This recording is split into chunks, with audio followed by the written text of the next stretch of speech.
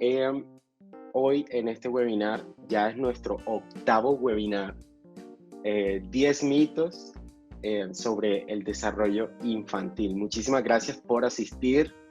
Em, Ha sido de gran ayuda todas sus opiniones, todos sus likes, todas sus respuestas en las encuestas y bueno, estamos muy contentos y les queremos agradecer de parte mía y de parte de Avanza IPS. En el día de hoy tenemos un tema que para muchos de ustedes pues seguramente es como curioso. Mitos sobre el desarrollo infantil. ¿Qué se puede decir de eso? ¿Qué dicen por ahí? ¿Qué es lo que se suele decir, digamos, de el desarrollo infantil, de los primeros años? Y para eso tenemos una invitada muy especial que ahora les voy a presentar. Antes de comenzar, me gustaría hablarles un poquito para las personas que no nos conocen, quiénes somos. Somos Avanza IPS. Somos una IPS especializada en la atención de bebés, de niños, de adolescentes y de adultos, y nos enfocamos en potenciar las habilidades del desarrollo, el potencial humano de cada persona. Queremos que todos puedan ser como la mejor versión de sí. Tenemos programas en este momento virtuales, tenemos la consulta virtual, nos especializamos en distintas ramas del desarrollo, tenemos profesionales en fonoaudiología, en psicología, acondicionamiento físico, terapia ocupacional, en fin. Bueno, en el día de hoy, sin más preámbulos, les quisiera presentar a una persona que es muy importante y muy especial para todos nosotros en Avanza IPS. Ella es la doctora Luz Aminta Barba, fisioterapeuta, especialista en neurodesarrollo, certificada por la Asociación Americana de Neurodesarrollo, fundadora y directora científica de nuestro centro. ¿Cómo estás, Luz Aminta? Ahora sí. Buenas noches. Buenas noches para todos. Yo creo que la mayoría que está aquí me conoce. Sí, Avanza pues nos surgió de una necesidad que encontramos en esta ciudad de apoyar los procesos de desarrollo de los niños desde que nacían y pues que tuvieran alto riesgo y algún tipo de patología neurológica. De esa manera nació, pero nos hemos ido proyectando, nos hemos ido transformando, nos hemos ido actualizando, siempre con evidencia científica, siempre preocupados de estar al día con todas las cosas que son necesarias saber para apoyarlos a ustedes en todos los procesos de sus niños. Entonces, hoy vamos a hablar por la invitación. Claro que sí. Luza, mira, vamos a hablar de mitos. Vamos a hablar de mitos sobre el desarrollo infantil. Vamos a hablar de las creencias que tiene la gente sobre la crianza de los niños. Muchas personas a lo mejor no... Un segundito aquí y configuramos lo de los micrófonos.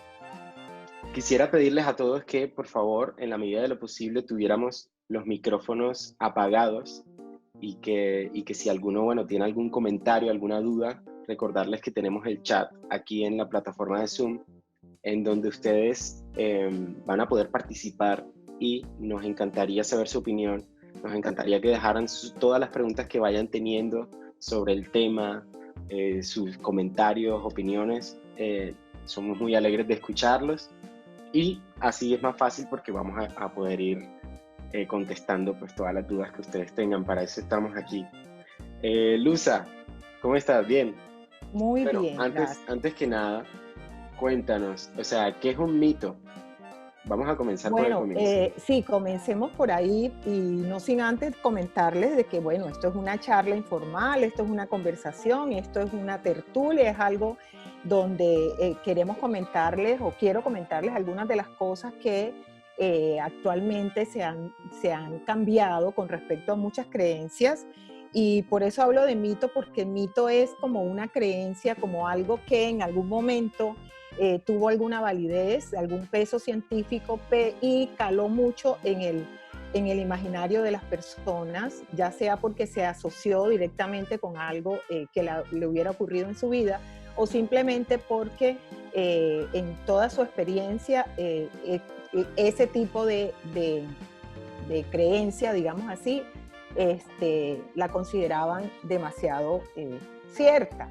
Además de eso, pues ustedes saben que la neurociencia es un área donde todos los días se está haciendo investigación y también la están usando muchísimo para otros aspectos como la pedagogía, la docencia, incluso hasta el área comercial, por dándole relevancia pues, a la importancia del desarrollo. Entonces, un mito es una creencia.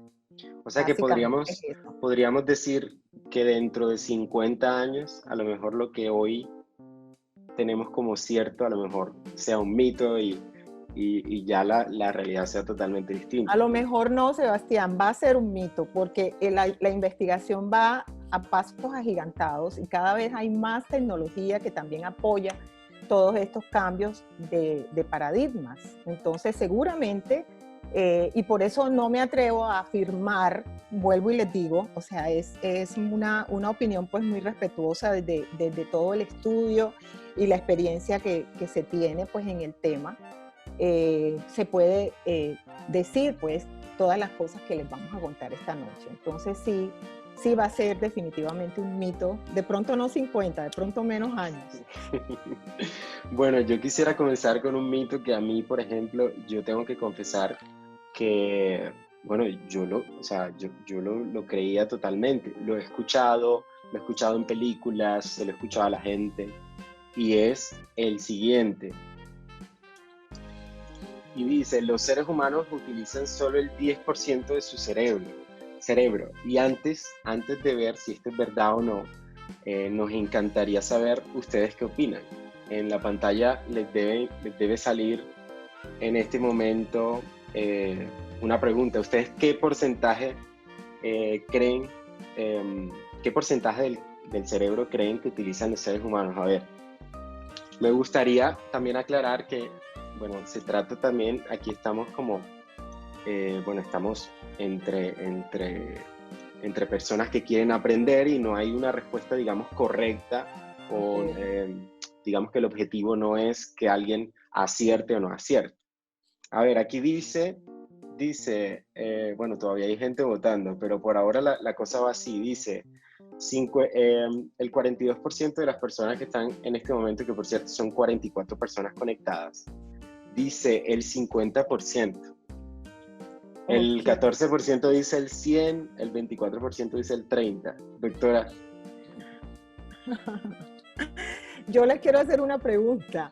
O sea, sabiendo una de las leyes de la naturaleza, que es el órgano del cuerpo que no se usa, se atrofia, ¿ustedes creen que nosotros dejamos de usar alguna parte del cerebro? Definitivamente no, ¿verdad? Usando permanentemente el 100% del cerebro, y aunque en los estudios y en todas las investigaciones anteriores atribuyen a ciertas áreas del cerebro funciones específicas, eso no quiere decir que todo el cerebro no funcione ni se active para que haya una respuesta. O sea, todos los órganos sensoriales, todos los estímulos entran por diferentes partes, por diferentes órganos, y en el cerebro de pronto están llegando a un sitio diferente, pero definitivamente para que funcione una respuesta, por muy sencilla, muy especializada, se activa absolutamente todo nuestro cerebro. Imagínense que el cerebro es un órgano que pesa el 2% del peso corporal y consume diariamente el 20% de la glucosa que nosotros tenemos disponible en nuestro cuerpo. Y lo más increíble, los niños necesitan el 50% de la glucosa, de toda la glucosa disponible, de la energía, solo para que el cerebro funcione. Entonces, imagínense ustedes, en ese orden de ideas, pues necesariamente es porque el trabajo es muy arduo, ¿verdad? Bueno, mira, súper interesante. Yo en verdad pensaba que era, o sea, que era por ahí un 40% o incluso el 50% como la mayoría de personas aquí. Sigamos. Pero ¿sabes qué, Sebastián? Antes de continuar, yo creo que eso tiene mucho que ver también con que las personas generalmente dicen, pero ¿cómo así con todo ese potencial que tú tienes y cómo no lo has desarrollado si tienes tanto para dar y cómo nada más tienes esto? Y también en la neurorehabilitación eso también se puso de manifiesto porque cuando había personas que tenían un trauma o tenían algún tipo de dificultad, algún tipo de discapacidad, obviamente había una parte que no se dañó y que reemplazaba las funciones. Entonces, eso también hacía creer pues que solamente había una parte funcionando y la otra parte estaba esperando ahí que la usaran, ¿no? Listo. Listo. Bueno, precisamente ahora que hablas de eso, nos da para el siguiente mito que tenemos en el día de hoy. Este es muy interesante. El segundo mito es: el coeficiente intelectual determina el nivel de inteligencia. Sabemos que hay como, bueno, sabemos que hay como test que miden, bueno, el coeficiente intelectual de las personas, pero ¿realmente determina el nivel de inteligencia de una persona? Bueno, primero recordemos que es inteligencia, ¿verdad? Entonces, históricamente se ha dicho que la inteligencia es la capacidad que tiene un individuo de resolución de problemas, de resolver problemas, ¿cierto?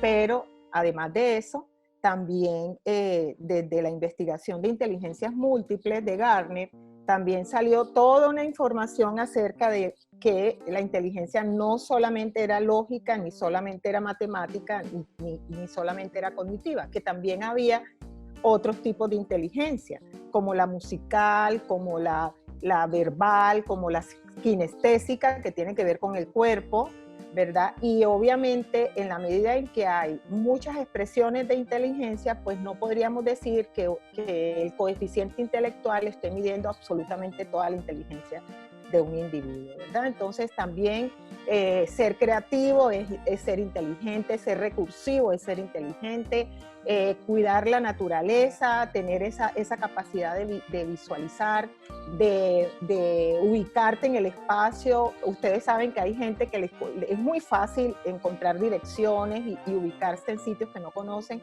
Todas esas inteligencias lo que están diciendo es que no es una sola cosa, sino que son muchas que a la larga hacen de que un individuo tenga un nivel o no de inteligencia, ¿verdad? Entonces, básicamente es eso, es como pensar de que la inteligencia es como una conducta humana, es una expresión de algo que en ese momento el individuo necesita resolver o necesita afrontar. Entonces no podríamos decir obviamente que solo es el test de coeficiente intelectual. Sí, de hecho, bueno, ahora que lo dices, en Avanza aquí llegan muchos papás que precisamente nos dicen, eh, bueno, mi hijo a lo mejor no es bueno en tal cosa en el colegio, y bueno, nosotros mediante las consultas virtuales tratamos también de buscar, digamos, cuál es el potencial máximo de cada persona. A lo mejor una persona se puede destacar en algo que otra no. Y, y bueno, esto es más o menos lo de las inteligencias, ¿no? Sí, sí, sí, algo así. Yo sé, para todos nosotros los que somos papás, el sueño es que nuestros hijos sean inteligentes y cada vez más inteligentes. Y vamos a hablar sobre esto más adelante durante el webinario, porque también hay creencias al respecto de que, más adelante lo vamos a decir, de que podemos hacer muchas cosas para que cada día sea más inteligente. Entonces, Sí. por lo pronto sabemos que no solamente es el coeficiente intelectual lo que puede mostrar o se puede validar como inteligencia de un ser humano, y más que todo en los niños. Bueno, pues, hablando de niños, bueno, de niños y de cualquier persona, el mito número 3: las emociones interfieren en la toma de decisiones. Ay, ¿no hiciste encuesta ¿Cómo? escuchado la opinión de las personas sobre qué les Bueno, parecía esto. bueno, si alguien tiene alguna opinión En el chat, en el chat que nos pueda decir alguna cosa, ¿ustedes qué creen? ¿Será que las emociones realmente interfieren en la toma de decisión?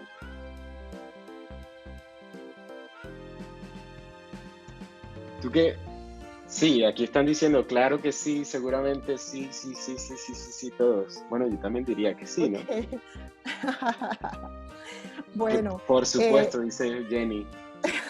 sí, claro. Celia Parra dice sí, María Camila Benítez, sí, sí, sí, sí, María Alejandra, todos que sí. Bueno, más que interferir, yo pienso, les voy a contar que las emociones dirigen la toma de decisiones. Cuando una persona tiene una decisión muy importante que tomar, obviamente hace como aparte toda lo emocional, supuestamente, porque tiene que ser muy racional, tiene que ser muy analítico, tiene que tener mucha claridad mental para tomar esa decisión. Pero resulta que en el cerebro están integradas todas las áreas de las emociones y se activan.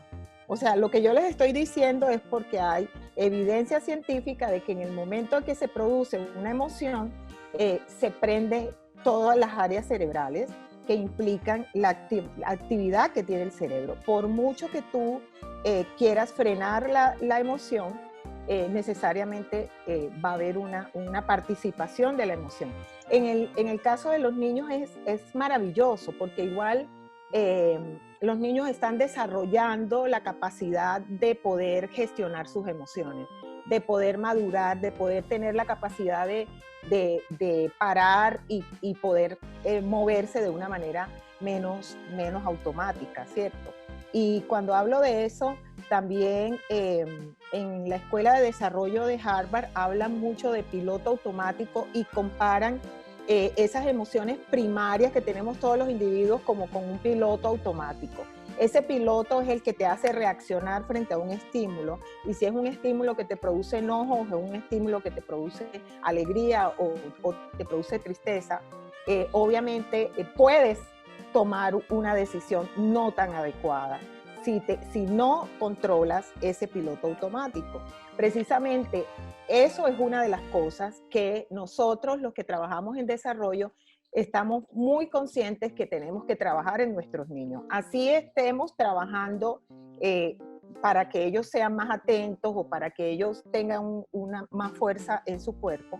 Siempre el manejo de las emociones debe ir como un objetivo o como un insumo muy importante para la toma de decisiones. La toma de decisión es una función ejecutiva, ¿verdad? No sé si se acuerdan cuáles son las funciones ejecutivas.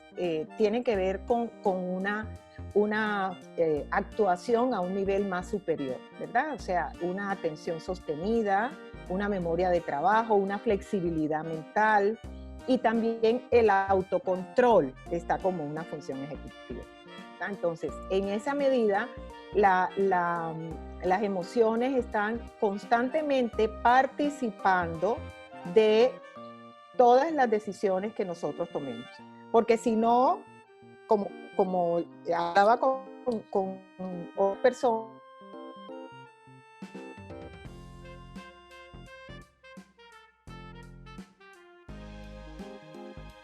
Viaja a las Estrellas, donde había un personaje que era del planeta Vulcano y no tenían emociones, solamente eran racionales. Entonces eso es imposible, de verdad.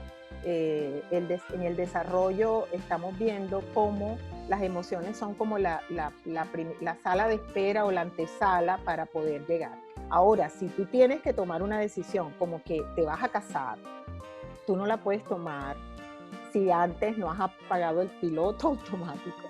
Y ese piloto lo manejas, que ese es lo que yo les decía, el autocontrol o el control inhibitorio. Eso lo aprenden los niños. ¿Y cómo lo aprenden? Pues dependiendo de cómo se direcciona toda la parte de su estimulación del desarrollo.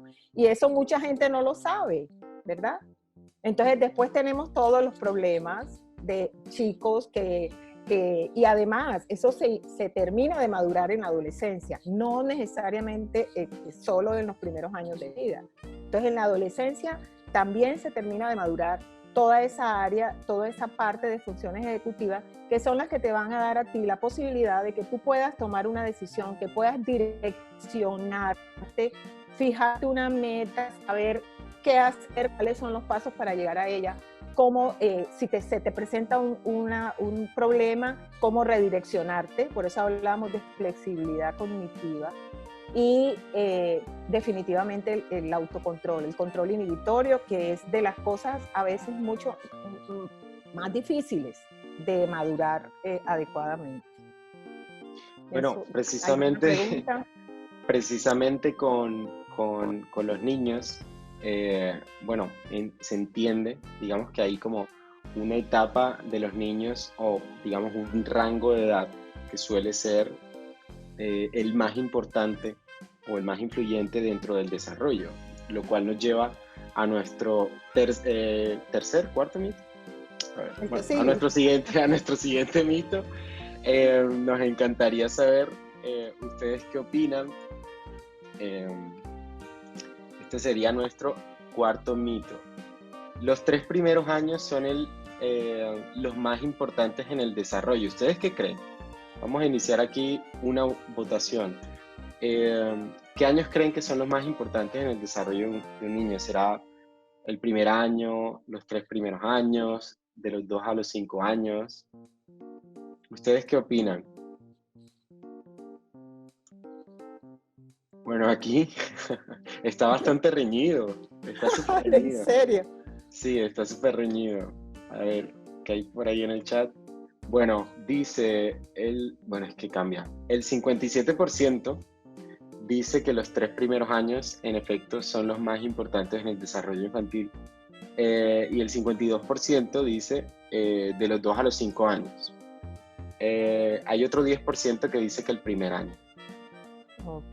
¿Qué Sí, eso es una de las creencias o afirmaciones mucho más comunes que todos, y yo creo que mis colegas, porque sé que hay colegas aquí, también en una época pasada también pensamos que eso era así, incluyéndome, ¿verdad?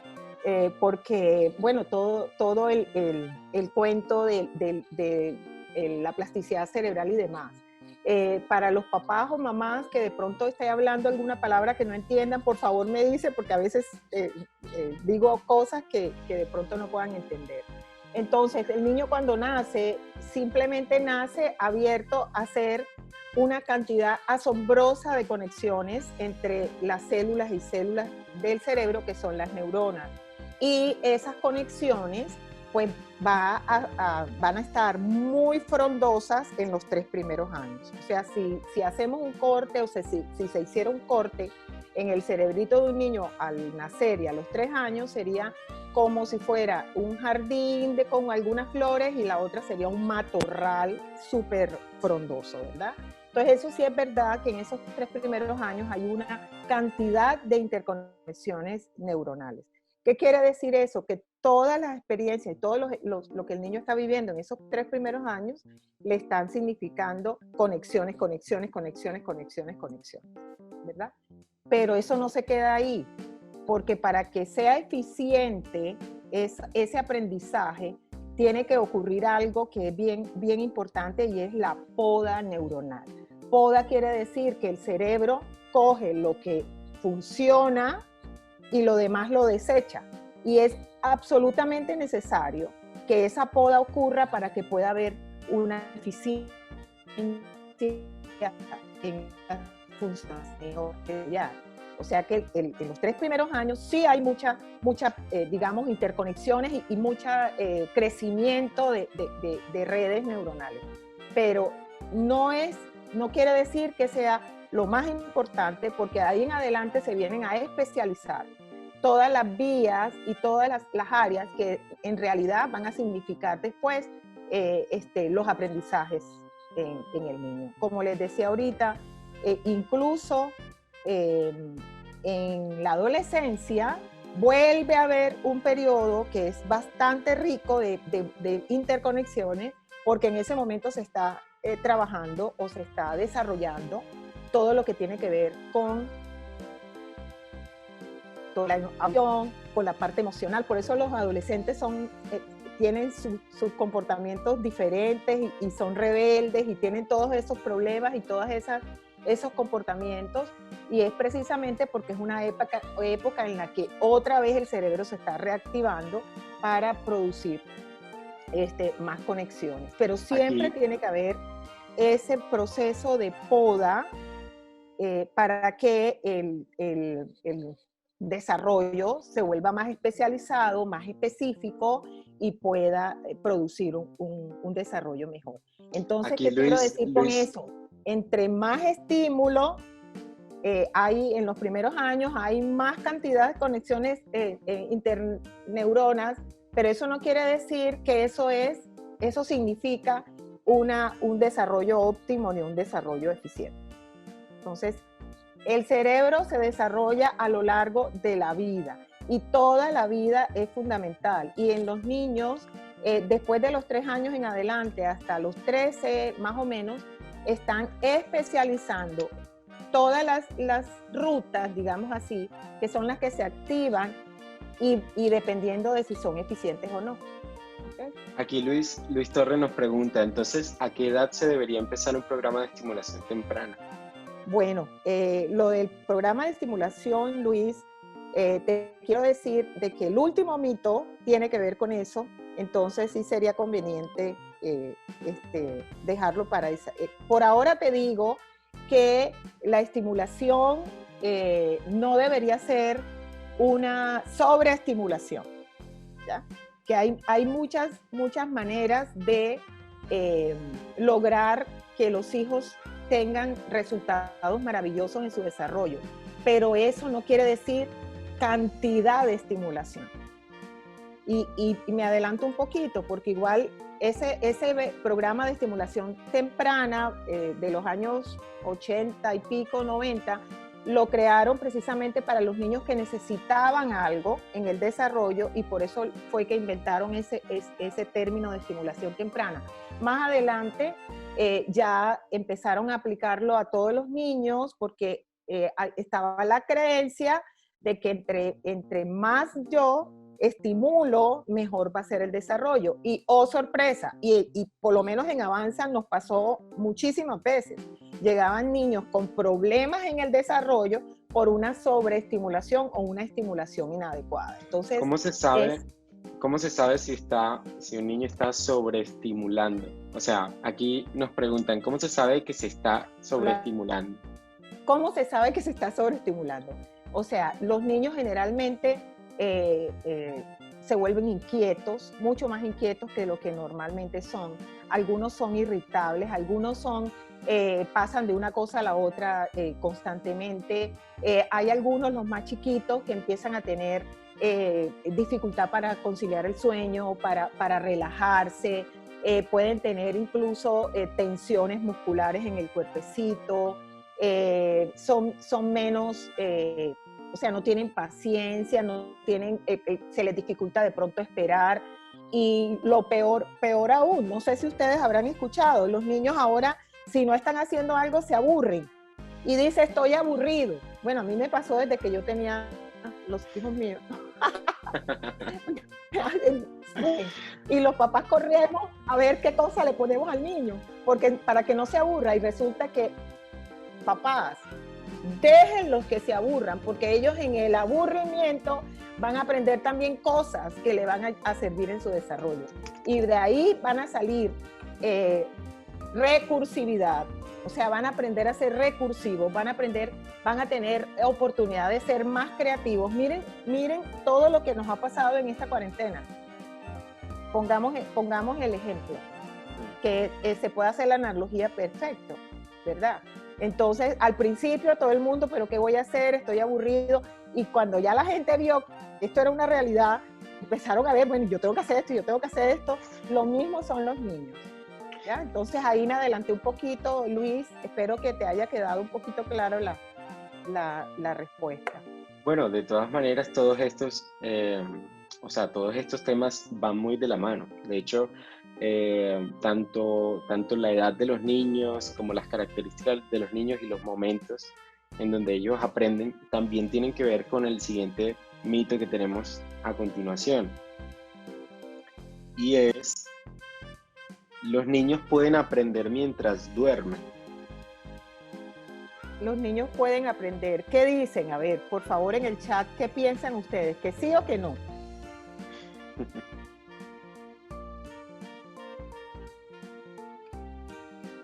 Dicen que sí, que sí. Que sí. Ah, bueno. Entonces, ¿y tú qué piensas, Sebastián?